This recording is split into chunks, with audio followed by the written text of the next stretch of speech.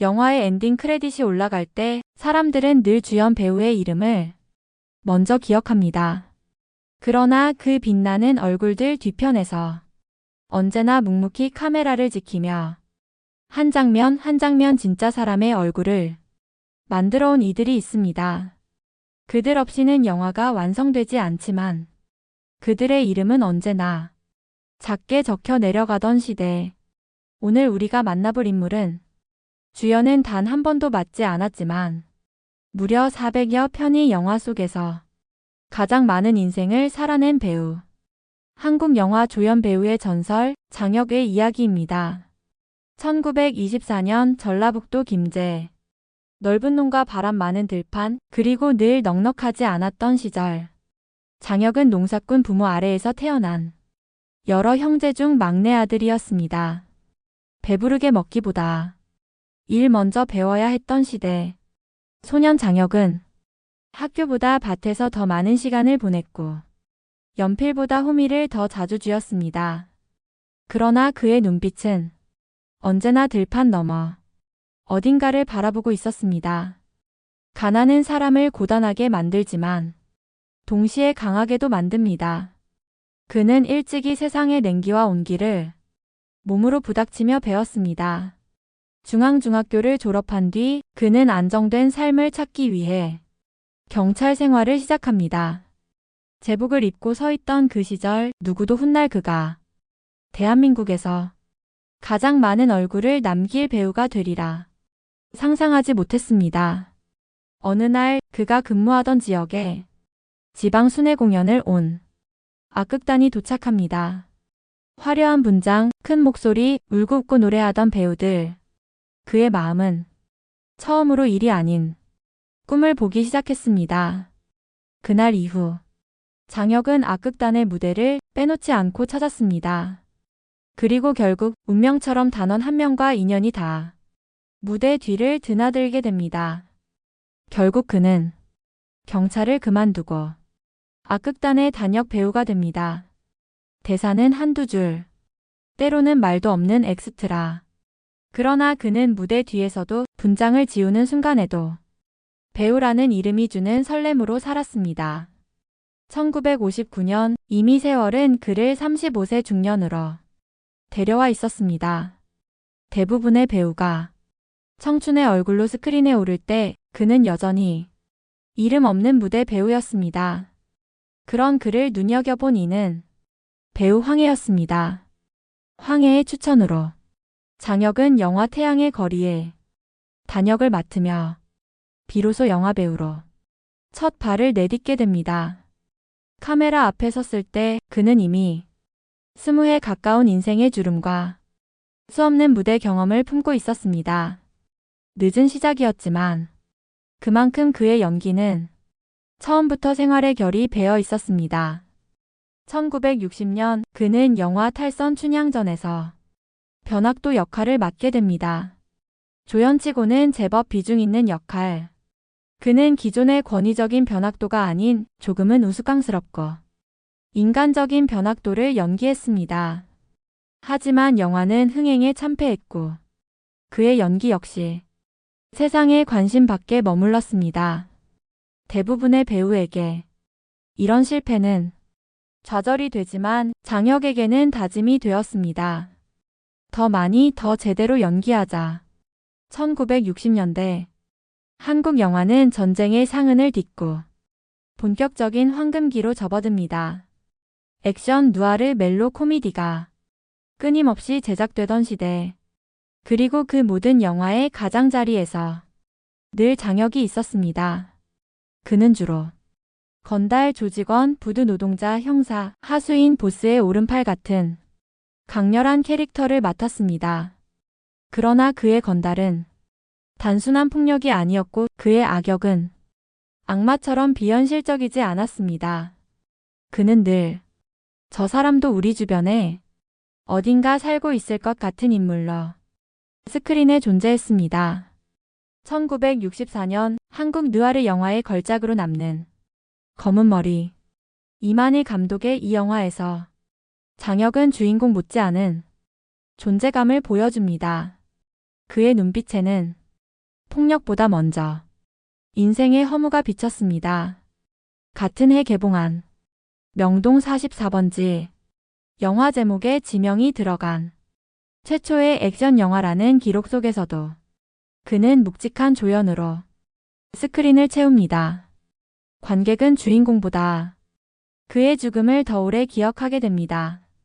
1965년 암흑가의 사자, 1967년 66번가의 혈연까지 당시 한국 영화가 이탈리아 마카로니 웨스턴의 영향을 받아 거칠고 황량하고 비정한 세계를 그려낼 때 그 중심에는 늘 장혁의 얼굴이 있었습니다. 장혁은 약 400여 편의 영화에 출연했습니다.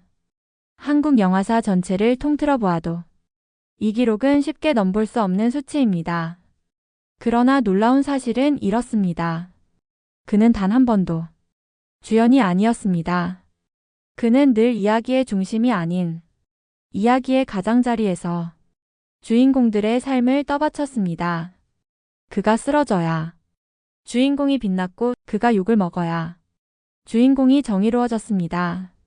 그러나 그 모든 장면 속에서 그는 대충 연기한 적이 없었습니다.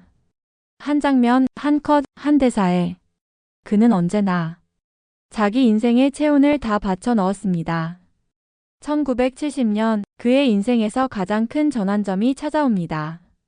박노식 주연의 남대문 출신 용팔이가 부산을 비롯한 지방에서 폭발적인 흥행을 기록합니다.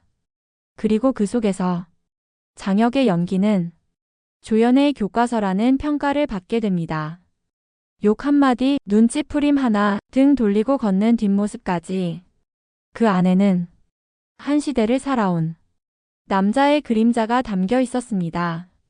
이 영화의 성공으로 용팔이 시리즈가 이어지고 장혁은 그 시리즈를 통해 조연 배우로서 최고의 전성기를 누립니다.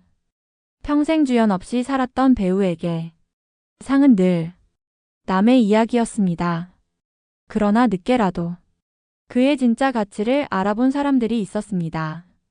1973년 청룡영화상 조연상, 1976년 아시아태평양영화제 조연상, 1977년 백상예술대상 조연상. 무대 위에서 상을 받던 날 이미 그는 50을 훌쩍 넘긴 나이였습니다. 그는 상을 들고 조연도 배우입니다 라는 말 한마디를 남긴 뒤 조용히 무대에서 내려왔습니다. 카메라 밖에 그는 화려함과는 거리가 먼 인물이었습니다. 촬영이 끝나면 술집 대신 집으로 향했고 배우라는 직함보다 그저 한 가장 한 아버지로 살아갔습니다. 후배 배우들이 조언을 구하러 오면 그는 늘 이렇게 말했습니다. 주연이 되려 하지 말고 자기 배역을 잘해라. 그러면 언젠가는 사람들이 너를 기억한다. 그는 자신의 인생이 그 말의 증거가 되리라 믿고 있었습니다. 1991년 영화 내 멋대로 해라가 그의 마지막 작품이 됩니다. 세월은 그의 얼굴을 깊게 패였고 그의 몸은 예전 같지 않았지만 카메라 앞에 섰을 때 그의 눈빛은 여전히 살아 있었습니다. 그리고 그는 조용히 세상을 떠납니다. 떠나는 날까지 대서특필도 화려한 추모 무대도 없었습니다. 그러나 그의 장례식장 한켠에는 수십 년간 함께 땀 흘렸던 조연 배우들, 스태프들, 무대 뒤 사람들로 가득 찼습니다. 화려하지 않았지만 그 누구보다 깊은 애도를 받았습니다. 장혁이라는 이름은 오늘날의 스타들처럼 화려하게 복원되지 않습니다. 그의 얼굴은 리마스터 되지 않은 흑백 필름 속에서 조금씩 지워져 가고 있습니다. 그러나 이상하게도 우리가 옛 영화를 틀어볼 때마다 이런 생각이 듭니다. 아, 저 사람 어딘가 본 적 있는 얼굴인데. 그렇습니다. 우리는 이미 수백 번 그를 만났던 것입니다. 부두에서 칼을 휘두르던 건달로 세숫대야를 들고 뛰어다니던 하숙집 주인으로 주인공 앞에 쓰러지던 조폭의 오른팔로. 이름은 몰라도 얼굴은 절대 잊히지 않는 배우. 그가 바로 장혁이었습니다. 사람들은 말합니다. 조연은 주연의 주변이라고. 그러나 장혁의 인생은 그 말이 틀렸다는 것을 증명합니다. 조연은 중심을 바치고 이야기를 살리고 영화를 현실로 만드는 사람입니다. 그는 스포트라이트를 받지 않았지만 영화가 끝난 뒤에도 관객의 마음에 오래 남는 인물이었습니다. 당신은 아마도 장혁이라는 이름을 잘 모를지도 모릅니다. 그러나 지금까지 당신이 본 한국 영화 속에서 가장 많이 만난 배우가 바로 그일 가능성이 큽니다. 그는 늘 당신의 시야 한켠에서 말없이 숨쉬고 있었으니까요. 한 번도 주연이 되지 못했지만 400번이나 인생을 살아낸 배우. 박수 대신 침묵 속에서 묵묵히 필름을 채워 넣은 남자. 화면 맨 끝에서 가장 진짜 같은 얼굴로 서 있던 배우. 그의 이름은 장혁입니다.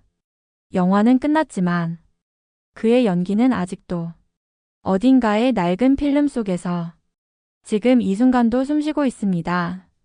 오늘도 누군가가 우연히 켠 흑백 영화 속에서 그는 변함없이 조연으로 그러나 가장 인간다운 얼굴로 스크린에 서 있을 것입니다.